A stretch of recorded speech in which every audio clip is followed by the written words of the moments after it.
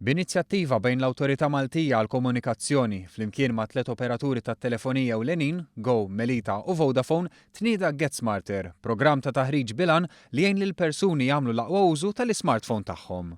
Dan it-taħriġ huwa miftuħ bla ħlas għal kulħadd, però iħares l-iktar lejn dawk tal-fuq minn 55 sena. B'hekk tkun indirizzata realtà li dwarha kellimna l-koordinatur tal-proġett Matthew Borch. Għad baqad bej wieħed u ieħor 22% tal-popolazzjoni li għadhom qatt mużaw l-internet, ir-realtà da li hemmhekk u aħna dejjem qegħdin hemmhekk sabiex inkunu nistgħu dejjem innaqsu din il-firda diġitali. It-taħriġ li jibda f'Marzu li ġej se jkun imqassam f'żewġ sessjonijiet ta' satejn kull waħda. Fihom min jattendi se jitgħallem affarijiet bażiċi essenzjali bħal kif iċċempel, kif toħloq kuntatt ġdid, l-użu tal-kamera u kif tibgħat ritratt, id-differenza bejn Wi-Fi u 3 jew 4G, l-użu tal-App Store jew Play Store u oħrajn.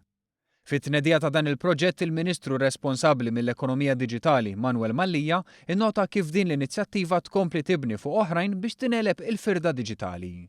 Dan hekk kif ir-rata ta' persuni li ma jużawx l-internet f'Malta hija ogħla mill-medja Ewropea. Fl-istess waqt innota l-impenn tal-Gvern Malti għal Wi-Fi b'xejn madwar Malta u Għawdex biktar minn 300 hotspot, fosthom fuq il-vapur ta' Għawdex u ma' 80 dipartiment. B'hekk bi programmi bħal Get Smarter jingħalaq l-iżvantaġġ soċjali u kummerċjali li sofru minnu dawk li ma jagħmlux użu mill-internet. Kull min interessat li japplika jista' jċempel lill-Awtorità tal-Komunikazzjoni fuq il-linja 2125 5495 jew inkella jidħol fis-sit www.mca.org.mt/getsmarter.